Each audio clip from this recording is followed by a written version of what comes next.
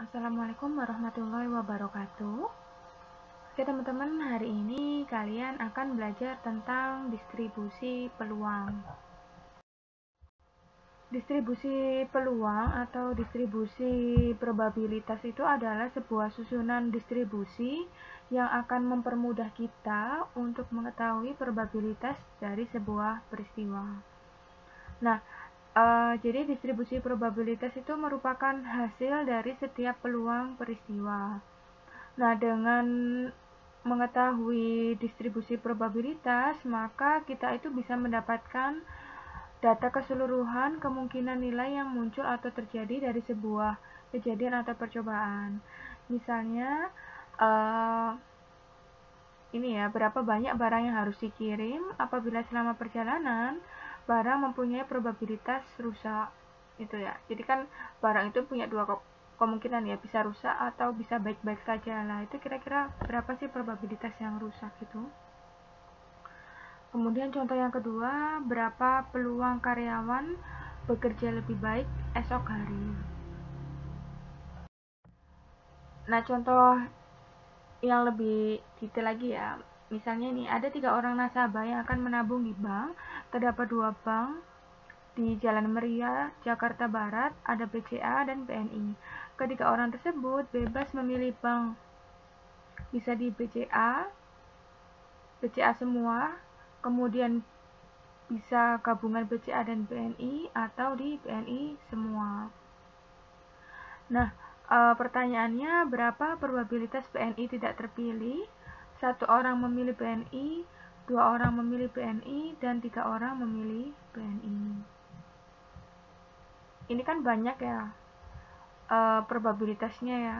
Ada BNI tidak terpilih, kemudian ada BNI yang dipilih oleh 1 orang, kemudian oleh 2 orang. Nah, itu kan banyak peluang yang perlu kita ketahui, sehingga ini dikatakan sebagai distribusi peluang. Oke, nah jadi dalam suatu peristiwa kita itu punya banyak kemungkinan pilihan. Inilah yang dinamakan dengan distribusi peluang. Jadi dari kasus yang tadi kita punya 8 kemungkinan pilihan ya. Ada 3 nasabah dengan kemungkinan pertama, misalnya semua nasabah itu milih BCA, sehingga dikatakan jumlah pilihan BNI-nya adalah 0. Kemungkinan pilihan yang kedua, yang milih BCA itu 2 orang, BNI 1 orang, maka dikatakan jumlah pilihan BNI-nya ada 1, dan seterusnya. Jadi untuk membuat tabel ini kita harus memetakan ya, kira-kira ada berapa nasabah sih yang milih BCA, harus berapa orang sih yang memilih BNI, lah itu perlu kita petakan. Nah, dari tabel yang tadi yang sudah kita petakan, kira-kira berapa orang yang memilih BNI, berapa orang yang memilih BCA, kita bisa kelompokkan seperti ini ya. Misalnya nih, untuk kolom yang pertama, ini adalah kolom yang menunjukkan jumlah BNI yang dipilih oleh nasabah. Tadi kan ada tuh semua nasabah yang milih BCA. Nah, jumlah BNI-nya berarti kan 0 ya. Kemudian kejadiannya tuh hanya 1 kali aja. Dan total kemungkinannya ada 8 ya, karena ada 8 pilihan, maka distribusi probabilitasnya adalah 1/8. Berikutnya, ada 1 orang yang memilih BNI. Ternyata frekuensinya itu adalah sebanyak 3 kali ya. Ya, kita punya total kemungkinan 8, dan jadinya distribusinya itu adalah 3/8. Begitu seterusnya. Nah, inilah yang dinamakan dengan distribusi peluang ya, atau probabilitas itu tadi. Nah, kalau kita total, kalau kita lakukan penjumlahan dari semua kejadian, maka total distribusi probabilitasnya itu adalah 1. Gitu. Jadi dengan distribusi probabilitas ini kita bisa lebih mudah untuk mengetahui peluang dari kejadian yang sifatnya acak. Jadi bisa membantu kita untuk mengambil keputusan yang cepat ya. Misalnya kalau dalam case ini, dari tabel ini kita bisa tahu, oh ternyata sedikit kok peluangnya untuk kasus BNI tidak dipilih oleh nasabah. Ada beberapa istilah yang kita kaitkan dengan distribusi probabilitas. ada variabel acak, kemudian ada variabel acak diskrit dan kontinu. Kemudian untuk jenis distribusinya ada distribusi binomial, distribusi probabilitas hipergeometrik, dan distribusi probabilitas Poisson. Variabel acak itu maksudnya adalah menunjukkan sebuah ukuran atau besaran yang merupakan hasil dari eksperimen ya, atau kejadian yang terjadi secara acak atau untung-untungan dan mempunyai nilai yang berbeda-beda. Nah, contohnya ini, percobaan melempar uang ke udara akan menghasilkan gambar atau angka G atau A ya. Apabila kita lempar uang 2 kali ke udara, sisi gambar itu bisa muncul sebanyak 2 kali, 1 kali, atau 0 kali tidak muncul ya. Nah, bisa kita katakan bahwasannya percobaan melempar uang ke udara itu adalah percobaan acak. Kenapa seperti itu? Karena hasilnya itu memiliki nilai yang berbeda-beda, bisa 2 kali, bisa 1 kali, atau bisa tidak muncul sama sekali. Itu ya. Ini. Nah, berarti variabel acak itu adalah suatu fungsi yang mengaitkan suatu bilangan real pada setiap unsur dalam ruang sampel. Nah, variabel acak ini dilambangkan dengan huruf besar, sedangkan nilainya dilambangkan dengan huruf kecil. Jadi misalnya X besar ini menunjukkan variabel acak dan X kecilnya itu adalah nilainya. Misalnya seperti ini ya, contoh kedua ya.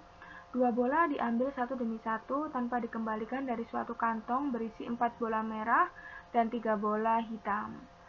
Bila Y menyatakan jumlah bola merah yang diambil, maka nilai Y yang mungkin adalah, jadi di sini kita punya suatu peristiwa, tapi dalam suatu peristiwa itu ada beberapa banyak kejadian ya.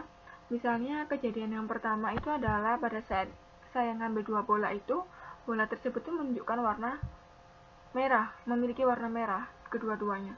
Berarti Y-nya ini adalah 2 ya, karena Y itu menunjukkan bola warna merah. Kemudian ada suatu ketika juga saya ngambil bola merah dan juga ada warna hitam. Nah, kejadian bola merahnya adalah 1. Kemudian ada kejadian juga kedua-duanya ini ya hitam. Nah, berarti Y-nya itu adalah 0. Seperti itu. Itu menunjukkan adalah variabel acak. Jadi hasilnya ini acak atau hasilnya ini untung-untungan, seperti itu ya, yang seperti di deskripsi sebelumnya. Nah, sebelumnya kalian sudah tahu kan ya, kalau data itu sifatnya ada 2 ya, bisa kuantitatif atau kualitatif. Kemudian di dalam kuantitatif sendiri itu data dibagi lagi, data yang sifatnya diskrit dan juga continuous. Oke, untuk yang pertama, variabel acak diskrit. Jadi variabel acak diskrit itu merupakan ukuran hasil dari percobaan yang sifatnya acak dan punya nilai tertentu yang terpisah dalam suatu interval ya. Variabel acak diskrit itu umumnya berbentuk bilangan bulat dan dihasilkan dari perhitungan. Contohnya itu jumlah buah, kemudian jumlah sepatu, jumlah baju, jumlah mainan, dan sebagainya. Misalnya ini jumlah sepatu kan selalu bulat ya, nggak mungkin sepatu itu 1,5 atau 1,75 lah, itu maksud dari diskrit. Oke, variabel acak diskrit. Nah, berarti itu kan ada dua komposisi di dalam variabel acak diskrit. Ada variabel acaknya sendiri, kemudian ada diskrit. Nah, untuk yang pertama, variabel acak. Variabel acak itu berarti menunjukkan hasil numerik dari sebuah eksperimen. Misalnya kita ingin mengetahui berapa banyak ekor atau tail ya yang keluar pada saat kita melemparkan 2 koin. Nah, untuk acaknya, untuk variabel acak diskritnya itu berarti maksudnya adalah hasil yang keluar itu adalah bilangan bulat, ada 0, 1, 2, 3. Dan bilangan acak diskrit itu didapatkan dengan cara menghitung. Dan biasanya bilangannya itu memiliki nilai yang terbatas. Tidak maksudnya itu adalah tidak infinite. Itu kecuali untuk kasus Poisson random variable atau variabel acak Poisson. Nah, ini contoh lebih detailnya. Misalnya untuk eksperimen saya tuh melakukan telepon ini ya sebanyak 100 kali untuk mempromosikan barang saya. Maka variabel acaknya itu adalah sales. Kemudian nilai yang memungkinkan adalah 0, 1, 2, dan sampai 100. Nah, ini berarti variabel acak diskritnya. Kemudian saya melakukan inspeksi 70 radio. Nah, variabel acaknya misalnya saya itu memilih radio yang rusak atau yang cacat ya, defektif ya. Maka nilai yang mungkin itu adalah kemungkinan bisa 0, 0 yang rusak, 1 yang rusak, 2 yang rusak, sampai ke 70 atau keseluruhannya rusak.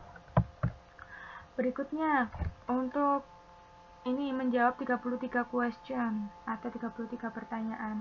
Maka variabel acak yang pertama itu variabel acaknya bisa kita pilih jawaban yang betul dari 33 pertanyaan itu ada berapa aja. Maka nilai yang memungkinkan itu adalah bisa aja yang betul hanya 0 atau bisa juga betulnya keseluruhan atau 33. Nah, ini namanya adalah variabel acak diskrit. Oke, dan yang terakhir, misalnya kita pengen melakukan perhitungan berapa banyak sih mobil yang lewat di tol antara jam 11 sampai jam 1. Maka di sini kita bisa memilih variabel acaknya itu adalah jumlah mobil yang sampai di tol, kemudian possible value-nya itu adalah 0, 1, 2 sampai tak terhingga. Nah, ini maksud dari yang tak terhingga tadi ya. Jadi ada kemungkinan variabel acak diskrit ini memiliki nilai yang tak terhingga. Oke, ini adalah contoh dari perhitungan untuk distribusi peluang variabel acak diskrit ya. Misalnya untuk eksperimen kita melemparkan 2 koin, kemudian hitung koin yang muncul yang menunjukkan bagian belakangnya ya, atau ekor ini. Untuk di sini nih bagian depannya itu adalah bagian yang menunjukkan gambar orang, yang belakang itu adalah yang menunjukkan gambar ini bangunan ataupun simbol gitu ya. Nah, untuk yang kejadian yang pertama itu menunjukkan gambar muka keduanya, berarti ini kan nggak ada bagian ekornya ya, sehingga 0. Kemudian kita lihat, kita lempar lagi, ternyata mulailah muncul tail itu adalah 1, muncul ini ya, 1 koin muncul, kemudian ini muncul lagi 1 koin muncul, dan yang terakhir kedua koin itu menunjukkan semuanya adalah tail. Maka kita bisa lakukan perhitungan untuk 0 tail yang muncul itu berarti probabilitasnya itu adalah 1, karena ada 1 kejadian ya, 1 kejadian dibagi dengan total semua kejadian ada 4, berarti sama dengan 0,25. Kemudian berikutnya untuk kejadian 1 tail aja yang muncul, berarti di sini kita lihat ada 2 kejadian kan ya, maka 2 dibagi 4 0,5, dan kejadian yang terakhir di mana semua koinnya itu menunjukkan gambar tail, maka kita tuliskan di sini itu adalah berapa banyak kejadiannya. Di sini kejadiannya hanya ada 1 kan ya, 1 kali ini aja, berarti 1 dibagi 4 sama dengan 0,25. Nah, berikut adalah cara memvisualisasikan distribusi probabilitas diskrit. Jadi kita bisa lakukan ini ya, bisa ngelis data-datanya. Misalnya nilai X tadi itu, X itu adalah jumlah tail yang muncul. Berarti kalau jumlah tailnya 0, berarti peluangnya adalah 0,25. Jumlah tailnya 1, peluangnya 0,5. Jumlah tailnya 2, peluangnya 0,25. Gitu. Atau bisa juga kita buat tabel seperti ini. Ini menunjukkan nilai tailnya, kemudian ini jumlah kejadiannya ada berapa, dan ini adalah peluangnya. Dan juga bisa kita tunjukkan dalam bentuk grafik seperti ini. Sumbu X-nya itu adalah nilai tail yang muncul, dan sumbu Y-nya itu adalah berapa peluang yang muncul dari kejadian tersebut. Berikutnya, variabel acak kontinu. variabel acak kontinu ini memiliki nilai yang menempati pada seluruh interval hasil percobaan. Nah, kalau untuk variabel acak kontinu itu didapatkan dari hasil pengukuran ya, bukan perhitungan, bukan counting ya. Misalnya tadi kayak counting atau menghitung jumlah mobil, bukan seperti itu. Contohnya adalah berat semangka. Berat semangka itu apa kita lakukan perhitungan? Enggak kan? Pastinya kita lakukan pengukuran dengan meletakkan semangka tersebut ke dalam suatu timbangan, gitu ya. Kemudian ada tinggi badan, panjang jalan, lebar sungai, dan sebagainya. Oke, berikutnya ini ya. Seperti yang tadi, variabel acak kontinu berarti terdiri dari variabel acak dan juga data kontinu. Nah, maksud dari variabel acak itu adalah hasil numerik dari sebuah eksperimen. Misalnya saya ingin mengukur berat badan seorang mahasiswa, maka kemungkinan besar yang data yang keluar itu adalah bisa 60, kemudian bisa 55,8 kilo gitu ya. Nah, untuk variabel acak kontinunya itu angkanya itu bisa bilangan bulat atau bilangan fraksional atau pecahan ya. Dan data ini didapatkan dengan cara mengukur. Oke, kemudian variabel acak kontinu itu memiliki bilangan yang infinite atau tidak terbatas dalam sebuah interval. Nah, ini adalah contoh dari variabel acak kontinu. Misalnya saya tuh pengen tahu nih berat dari 100 orang itu berapa. Maka variabel acaknya itu adalah berat. Jadi variabel acak itu berkaitan dengan tujuan penelitian kita ya. Maka nilai yang mungkin itu bisa 45,1, 78. Nah, 45,1 ini kan ini ya, bentuknya tidak bulat ya. Ini yang menyebabkan kenapa kok eksperimen ini tuh masuk ke dalam variabel acak kontinu.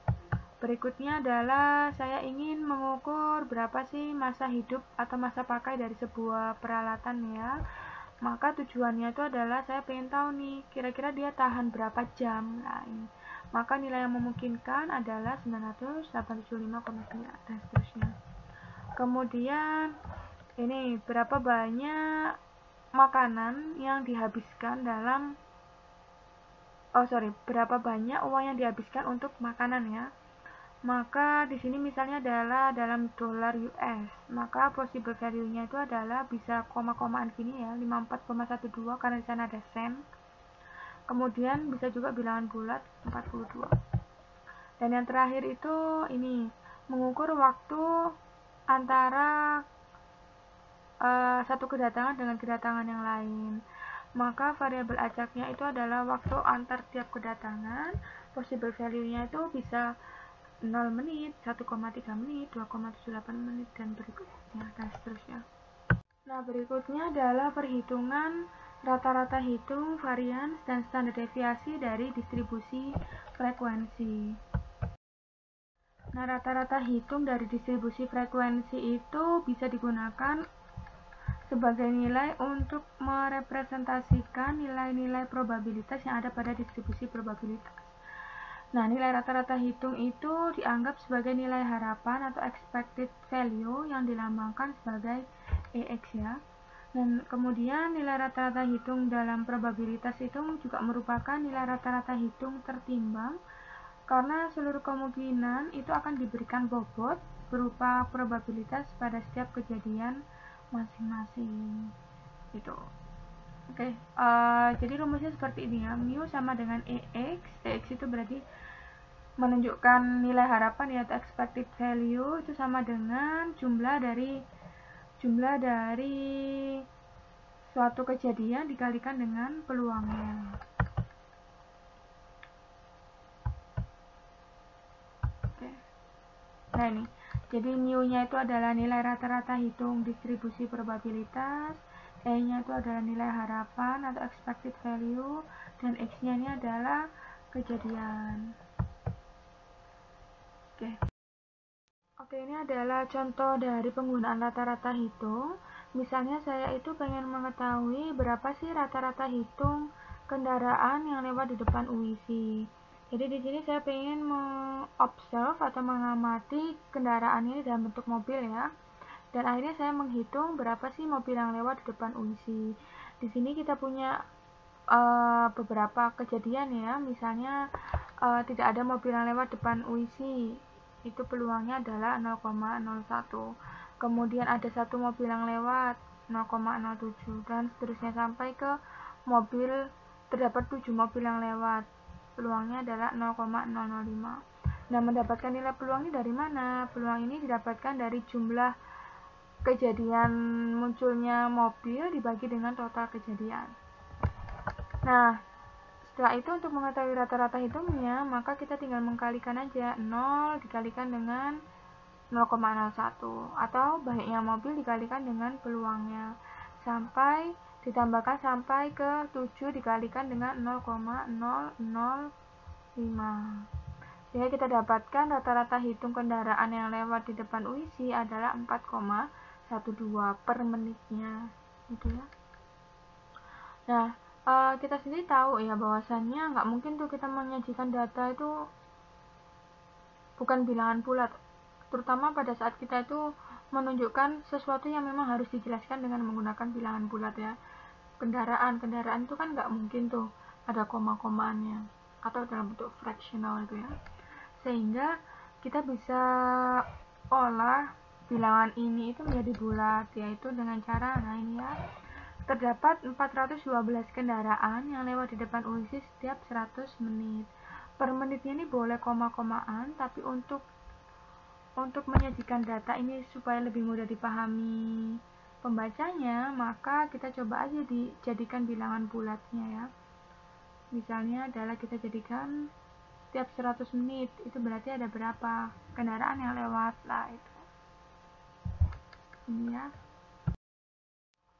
Nah, perhitungan berikutnya ada varians dan standar deviasi.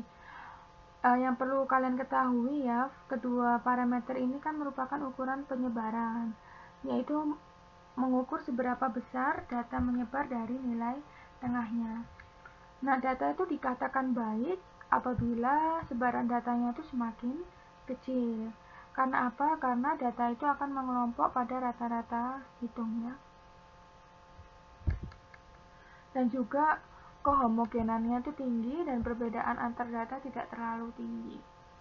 Gitu.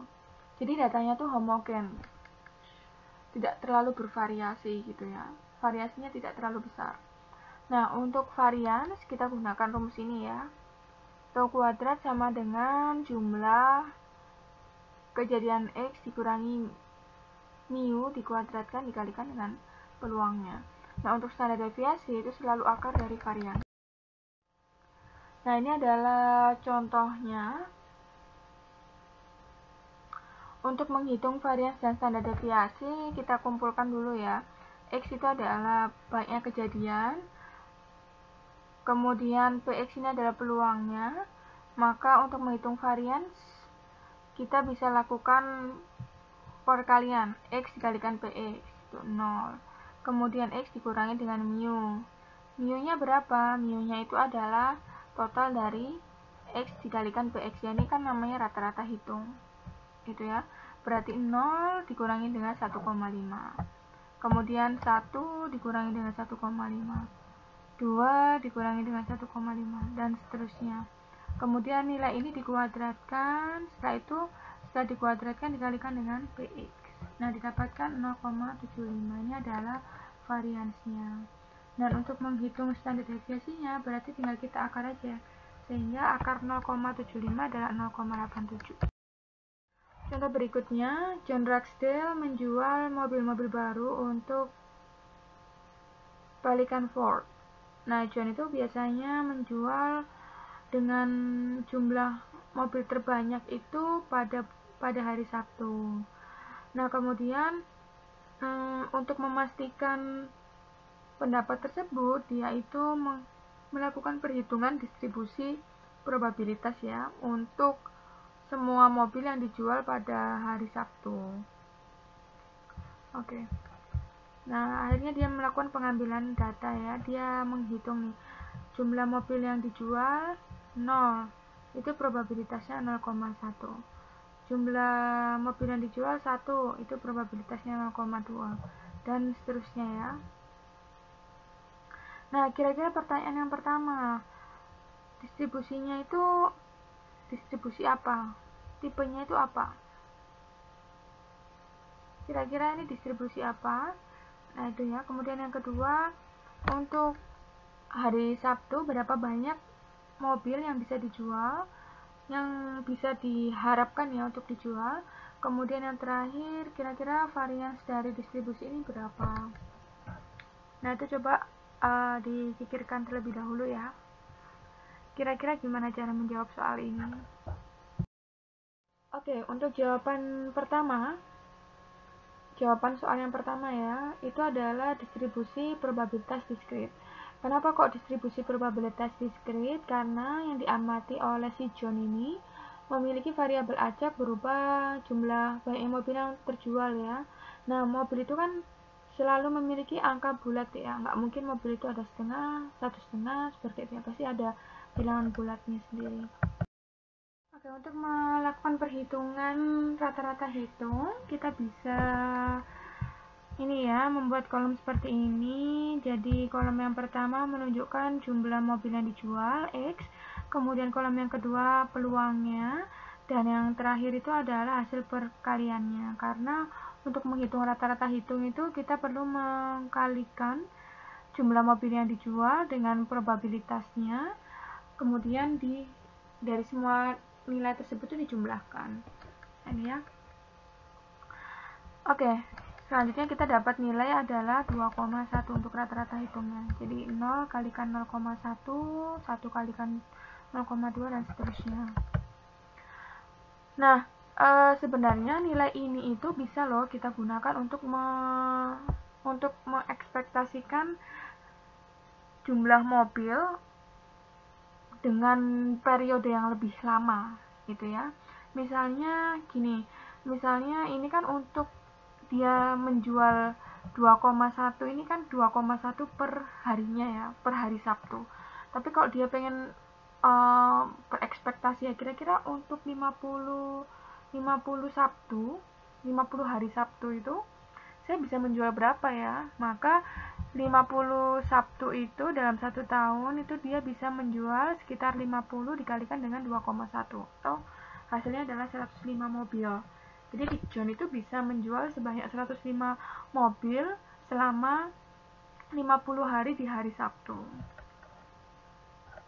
Nah, sehingga inilah yang dinamakan sebagai expected value ya, karena nilai rata-rata hitung ini bisa digunakan untuk mengekspektasikan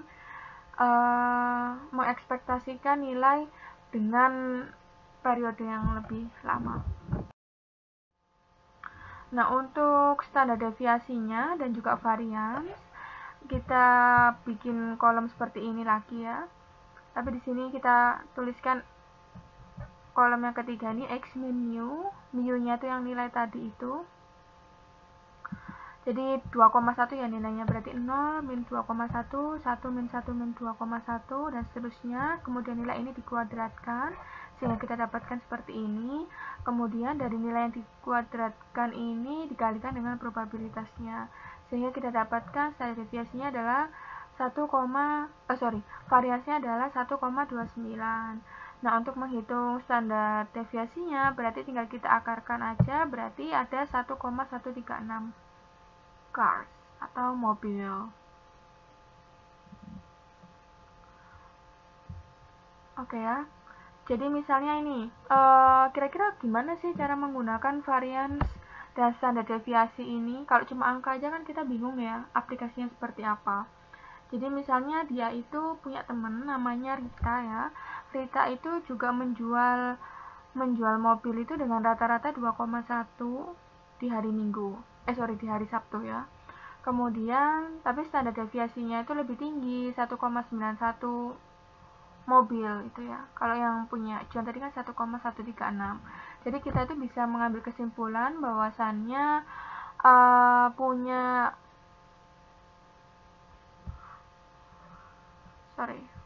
John itu memiliki variabilitas yang lebih rendah ya daripada variabilitas yang dimiliki oleh Rita. Seperti itu ya. Jadi intinya si Rita ini punya variabilitas yang lebih tinggi daripada yang punya John. Jadi maksudnya itu seperti ini. Bisa aja pada suatu Sabtu itu si Rita ini menjual banyak sekali mobil, tapi ternyata di hari Sabtu yang lain dia itu bisa menjual sedikit sekali mobil. Jadi nggak nilainya itu terlalu menunjukkan banyak variasi gitu ya.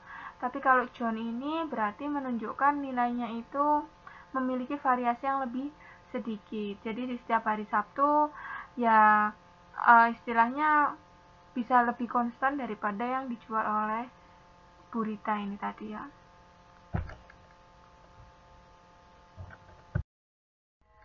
Oke, berikutnya adalah distribusi peluang. Untuk discrete ini ada dibagi lagi, ada binomial, hipergeometrik, dan Poisson. Untuk yang kontinu ada normal, eksponensial, dan gamma. Untuk yang pertama adalah distribusi binomial. Nah, distribusi binomial itu dia tuh memiliki dua kejadian aja, kejadian sukses atau kejadian gagal. Ini ya ciri-ciri percobaan Bernoulli. Jadi setiap percobaan itu menghasilkan dua kejadian. Misalnya kita amati kelahiran anak. Kelahiran anak itu kan ada dua aja ya kelaminnya, ada laki-laki dan ada perempuan. Kemudian transaksi saham, bisa jual, bisa beli. Kemudian ada perkembangan suku bunga, bisa naik, turun, gitu ya. Jadi intinya di distribusi binomial itu hanya ada dua kejadian aja. Ada peluang sukses dan ada peluang gagal. Nah, ketika kita tambahkan kedua peluang tersebut, itu nilainya adalah selalu 1. Ini ya. Dan suatu percobaan ini sifatnya itu adalah percobaan yang bersifat bebas. Dan data yang dihasilkan itu adalah data perhitungan. Ini ya, untuk proses Bernoulli-nya, percobaan itu dilakukan sebanyak N kali usaha. Setiap usaha N itu memberikan hasil yang dapat dikelompokkan menjadi sukses atau gagal. Peluang sukses itu dinyatakan dengan P, dan setiap usaha itu bebas dengan usaha yang lain. Nah, untuk distribusi binomialnya, itu merupakan suatu usaha Bernoulli dapat menghasilkan sukses dengan peluang P dan gagal dengan peluang Q sama dengan 1 min P. Maka distribusi peluang variabel acak binomial, yaitu banyaknya sukses dalam N usaha bebas, itu adalah ini ya. Jadi N faktorial dibagi dengan X faktorial dikalikan N min X faktorial dikalikan PX dikalikan 1 min P pangkat N min X. Mungkin kalian, waduh kok rumusnya susah gini ya. Tenang, ini rumusnya sebenarnya gampang ya, asal kita tahu konsepnya. Jadi kita tuh misalnya punya usaha bebasnya itu sama dengan 3, kejadiannya tuh ada 3 gitu ya, dan peluangnya itu adalah 1/4, dimana distribusi peluang X itu adalah banyaknya cacat. Nah, itu bisa kita tuliskan seperti ini. Kalau kita pengen tahu berapa sih banyaknya kejadian cacat dari 3 produk yang pengen kita amati, gitu ya. Berarti kita tuliskan ada 3 barang yang kita amati dibagi berapa banyak yang cacat. Misalnya ada 1 ya, berarti ini 1 faktorial dikalikan 3 min 1 faktorial dikalikan dengan peluang cacatnya itu berapa, dikalikan dengan peluang tidak cacatnya itu berapa. Nah, di sini jangan lupa kalau untuk yang peluang cacatnya itu adalah dipangkatkan dengan X, maka untuk peluang barang yang tidak cacat berarti 3 dikurangi X. 3 ini jumlah barang yang kita amati dikurangi banyaknya yang cacat. Ini adalah contoh lain dari perhitungan distribusi binomial. Misalnya kalian itu adalah seorang salesman dan kalian ditugasi untuk menelpon beberapa customer ya. Pada saat kalian melakukan kontak terhadap customer, kalian tuh melakukan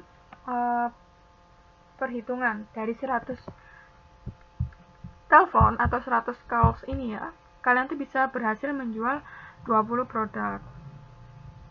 Nah, kalau di hari ini kalian itu telepon 12 orang, berapa sih probabilitas tidak ada penjualan gitu ya. Kemudian yang B itu terdapat tepat 2 penjualan yang berhasil dilakukan. Kemudian yang ketiga, paling tidak paling banyak itu 2 penjualan yang berhasil. Kemudian yang terakhir, paling sedikit terdapat 2 penjualan yang berhasil. Nah, ini gimana cara menghitungnya? Nah, otomatis ini bisa dihitung dengan informasi yang sudah kalian himpun sebelumnya, yaitu informasi ini kan ya, kalian sudah berhasil menghitung 100 call, ternyata kalian bisa berhasil menjual sebanyak 20 produk. Sehingga bisa dikatakan bahwasannya peluang kalian berhasil menjual suatu produk itu adalah 0,2. 20 dibagi dengan 100. Nah, ini adalah cara perhitungannya. Jadi kita tadi punya ini ya, 12 customer yang ingin kita telepon, kemudian peluang suksesnya atau peluang pada saat kita berhasil menjual barang itu adalah 0,2. Maka kita gunakan rumus ini ya. Jadi N-nya itu 12, P-nya itu adalah 0,2. Nah, tugasnya kita itu disuruh mencari berapa peluang dari kejadian X. Itu untuk yang pertama, pada saat peluang kejadian kita itu tidak bisa melakukan penjualan atau 0. Berarti X-nya ini sama dengan 0, kemudian kalian masukkan aja di sini di faktorial ini ya, sehingga kalian dapatkan nilai 0,0687 gitu.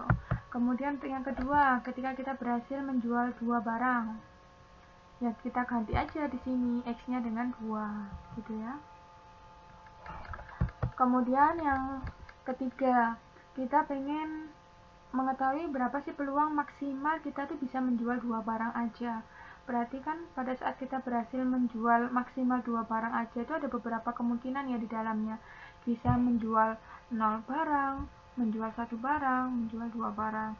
Nah, nilai-nilai ini coba dimasukkan ke sini, X0, X sama dengan 1, X sama dengan 2, kita dapatkan nilai ini. Oke, dan yang terakhir itu adalah peluang pada saat kita tuh berhasil menjual paling sedikit 2. Nah, kalau paling sedikit 2 itu kan berarti ada banyak kemungkinan lagi ya. Bisa menjual 2 barang, 3 barang, 4 barang, 5 barang, 6 barang, sampai ke 12 barang. Kayak gitu. Nah, untuk melakukan perhitungan seperti ini, itu kan kita pastinya akan menghitung cukup banyak banget ya. Gitu. Sehingga akan ada cara yang lebih mudah, yaitu kita balik aja perhitungannya. Nah, dengan konsep seperti ini ya, kita tahu bahwasannya yang namanya peluang itu punya total atau penjumlahannya itu selalu 1. Dari semua kejadian kita amati, kejadian A sampai Z, peluangnya berapapun, kita tambahkan peluang A sampai Z itu pasti nilainya 1. Pun demikian dengan kejadian ini juga ya. Nah, kemudian kejadian 2 sampai 12, peluangnya ini kan agak susah ya menghitungnya ya, karena terlalu banyak. Sehingga untuk mencari peluang 2 sampai 12 ini kita tuh bisa dekati dengan mengurangi 1 ini, 1 dikurangi dengan peluang yang ada di sebelum 2 sampai 12. Nah, ini ya. Jadi 1 dikurangi dengan peluang 0 ditambah peluang 1 itu sama dengan ini kan ya, sama dengan peluang 2 sampai ke peluang 12. Jadi ini. Nah, sehingga peluangnya itu adalah 0,7251. Selain menggunakan cara manual, ada juga yang lebih cepat ya, dengan menggunakan tabel distribusi binomial. Jadi tabel distribusi binomial itu ada data tentang ini ya, P ini adalah peluang, kemudian N itu adalah total jumlah kejadian, dan X itu adalah banyaknya kejadian gitu. Oke, saya akan mengajarkan gimana cara membaca tabel binomialnya. Di sini ada N itu menunjukkan jumlah kejadian ya, total kejadian yang kita amati. Kemudian X ini berapa banyaknya kejadian yang terjadi di total kejadian tersebut. Kemudian di sini peluang kejadian sukses, dan di sini adalah peluang dari probabilitas binomialnya. Jadi di sini yang perlu kalian perhatikan bahwasannya nilai-nilai ini, misalnya saya menggunakan peluang sukses 0,01 ya. nilai-nilai ini itu adalah nilai kumulatif. Jadi dia ini bertambah dari 0 sampai ke dari X sama dengan 0 sampai ke X sama dengan 4 gitu. Jadi misalnya kita mencari nilai X sama dengan 1, peluang X sama dengan 1, kita nggak bisa langsung menggunakan nilai 0,999 karena nilai 0,999 ini berasal atau berhubungan dengan nilai yang sebelumnya. Oke, saya kasih contoh ya. Peluang X sama dengan 3. Peluang X sama dengan 3 itu adalah langsung, kalau kalian langsung lihat dari sini itu ini ya, 0,812. Padahal itu nggak seperti itu cara melihatnya. Jadi peluang X sama dengan 3 itu adalah peluang X kurang sama dengan 3 dikurangi dengan peluang X kurang sama dengan 2. Karena ini itu merupakan kumulatif, maka nilai 3 ini itu merupakan hasil kumulatif dari peluang 0 tambah peluang 1 tambah peluang 2 tambah peluang 3. Seperti itu ya.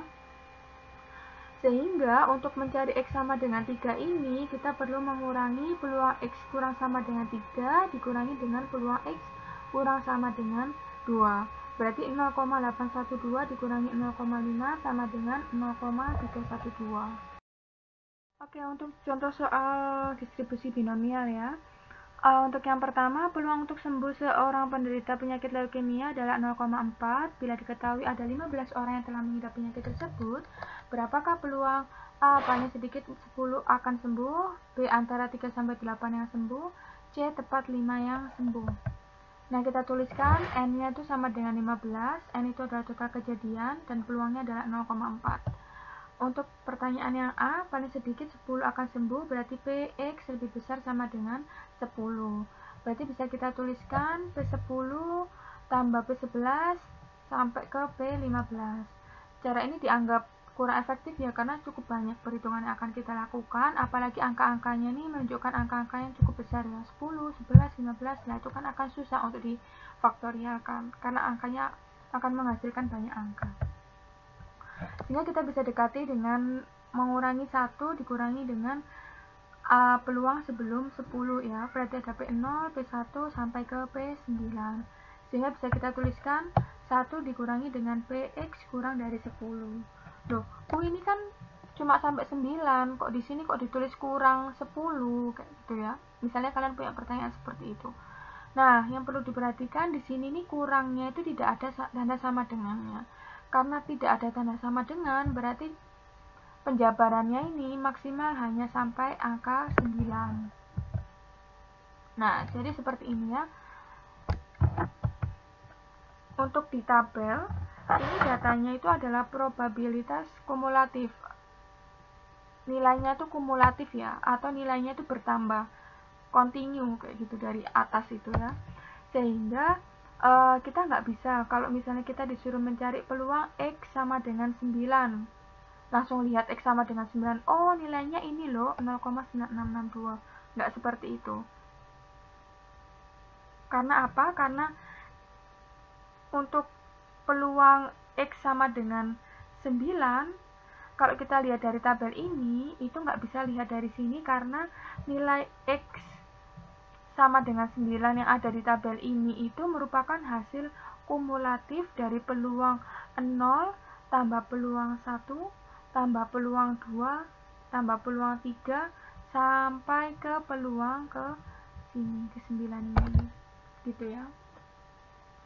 Jadi misalnya kalau saya pengen pakai tabel ini, berarti nilainya itu harus gini, PX kurang sama dengan X kecil. Jadi misalnya PX kurang sama dengan 9, baru saya bisa lihat angka ini 0,9662. Tapi kalau PX sama dengan 1, kita nggak boleh langsung lihat dari sini kayak gitu ya. Kita harus sedikit memodifikasi tabel ini. Oke, untuk yang permasalahan pertama, caranya seperti ini. Kan kita disuruh mencari lebih besar sama dengan 10 ya, berarti 10, 11, 12, 13, 14, 15 dan seterusnya. Tapi kan kita nggak mungkin tuh langsung lihat tabel, data-data di tabel ini, karena nilai ini itu continue dari nilai yang sebelumnya, kumulatif dari nilai sebelumnya. Sehingga yang bisa kita lakukan adalah Nah, karena jumlah keseluruhan peluang dari semua kejadian itu nilainya adalah 1, berarti 1 dikurangi dengan peluang X kurang dari 10. Nah, peluang X kurang dari 10 itu kan sama dengan peluang X kurang sama dengan 9 ya. Berarti 1 dikurangi dengan 0,9662. Seperti itu. Nah, untuk berikutnya itu seperti ini ya. Kita kan disuruh mencari peluang X lebih besar sama dengan 3 sampai X kurang sama dengan 8. Peluangnya orang sembuhnya itu adalah 3 sampai 8. Berarti kalau untuk case seperti ini, itu kita tuliskan dulu anggotanya ada P3 tambah P4 tambah P5 dan seterusnya sampai ke P8. Nah, ini caranya. Berarti kalian perlu melakukan perhitungan ganti X dengan 3 sampai 8 ya. 3, 4, 5, 6, 7, 8. Tapi kalian juga bisa melakukan perhitungan dengan cara menggunakan tabel ya. Nah, kalau kalian lakukan perhitungan dengan menggunakan tabel, maka ini caranya. Px kurang sama dengan 8 dikurangi dengan Px kurang dari 3. Kenapa kok nggak kurang sama dengan juga? Karena 3-nya itu ikut ya. Ikut ke dalam sini. Jadi kita nggak perlu menuliskan sama dengan di sini. Oke. Jadi yang kita dapatkan itu seperti ini. 0 sampai 8 untuk Px kurang sama dengan 8 dikurangi dengan 0 sampai 2. Nah, caranya lihat tabelnya itu seperti apa. Ini ya, kita kan disuruh mencari nilai ini sebenarnya hanya 3, 4, 5, 6, 7, 8. Tapi karena ini tabelnya itu angka-angkanya itu kontinu dari awal, berkembang dari kecil-kecil sampai ke ini ya, sampai ke nilai peluang yang paling besar yaitu 1, maka kita perlu mengurangi Px kurang sama dengan 8 yaitu 0,9050 ini dikurangi dengan ini 0,0271 sehingga kita dapatkan peluangnya adalah 0,8779 gitu ya. Oke, berikutnya untuk peluang tepat X sama dengan 5. Nah, kalau tepat sama dengan 5, kalau kita menggunakan cara manual cukup gampang ya, kita tinggal ganti aja X-nya sama dengan 5. Nah, tapi kalau kita pengen menggunakan tabel, gimana caranya? Nah, ini di tabel ini itu bukan merupakan X sama dengan 0, X sama dengan 1, X sama dengan 2. Bukan seperti itu ya. Jadi misalnya nih, kita pengen tahu X sama dengan 5, langsung kita cari 5 di sini. Oh, bukan seperti itu. Karena nilainya ini adalah kontinu dari awal. Oleh karena itu, yang perlu kita lakukan itu adalah kita pengen tahu nilai peluang di titik 5 ini, maka kita ini ya, kita tuliskan peluang X kurang sama dengan 5 dikurangi dengan peluang X kurang dari sama dengan 4. Nah, ini berarti 0,4032 dikurangi dengan 0,2173 sama dengan 0,1859. Seperti itu. Nah, distribusi binomial ini juga memiliki perhitungan rata-rata hitung dan juga variansi. Kalau untuk rataan itu rumusnya adalah mu sama dengan n kalikan p, di mana n-nya itu total kejadian, p-nya itu adalah peluang sukses. Sementara kalau untuk variansi itu n kalikan p kalikan q. N-nya total kejadian, p-nya itu peluang sukses, dan q itu adalah peluang tidak sukses. Seperti itu ya. Nah, ini contoh visualisasi dari distribusi binomial. Misalnya untuk peluang 0,1 dan n sama dengan 5 ya. Kita lihat gambarnya seperti ini. Gitu. Cara membuatnya seperti ini. Kita hitung dulu dari X kejadian 0, berapa nilai PX-nya, kemudian kejadian 1, berapa nilainya, 2, berapa. Kita hitung satu persatu baru kita plotkan grafiknya. Oke, nah ini contoh soalnya ya untuk penggunaan rataan hitung dan juga variansi. Peluang untuk sembuh seorang penderita penyakit leukemia adalah 0,4, seperti yang tadi ya. Hitung rataan dan variasi variabel random binomial tersebut. Oke, berarti kita punya mu-nya itu adalah 15. 15 adalah total kejadiannya. Kita mengamati 15 orang dikalikan dengan P-nya. P-nya itu adalah 0,4. Peluang suksesnya ya, sama dengan 0. Kemudian tau kuadratnya itu adalah 15 dikalikan dengan peluang sukses dan peluang tidak sukses. Peluang suksesnya 0,4, maka peluang tidak suksesnya adalah 1 dikurangi 0,4 yaitu 0,6 sama dengan 3,6. Oke, ini ada 2 tugas yang perlu kalian kerjakan. Untuk soal yang pertama ini ada pengujian ban mobil jenis tertentu ya. Dinyatakan bahwasannya peluang mobil itu gagal melewati tes tersebut itu adalah 25%. Nah, kalau saya menguji 15 mobil, kemudian saya ingin tahu kira-kira probabilitas dari 3-6 mobil memiliki ledakan itu berapa, kemudian kurang dari 4 mobil itu mengalami ledakan itu berapa, dan lebih dari 5 mobil itu mengalami ledakan itu berapa probabilitasnya. Kemudian soal yang kedua, kita mengamati lampu fluoresen ya. Nah, lampu fluoresen ini diketahui memiliki masa pakai itu setidaknya 1000 jam dan probabilitasnya itu adalah 0,9. Kemudian dari 20 lampu yang diuji, coba tentukan tepat 18 lampu akan memiliki masa pakai setidaknya 1000 jam, setidaknya 15 akan memiliki masa pakai minimal 1000 jam, dan yang terakhir setidaknya 2 tidak akan memiliki masa pakai minimal 1000 jam. Oke, sekian materi untuk hari ini. Semoga kalian bisa mengambil manfaat dari apa yang saya sampaikan. Wassalamualaikum warahmatullahi wabarakatuh.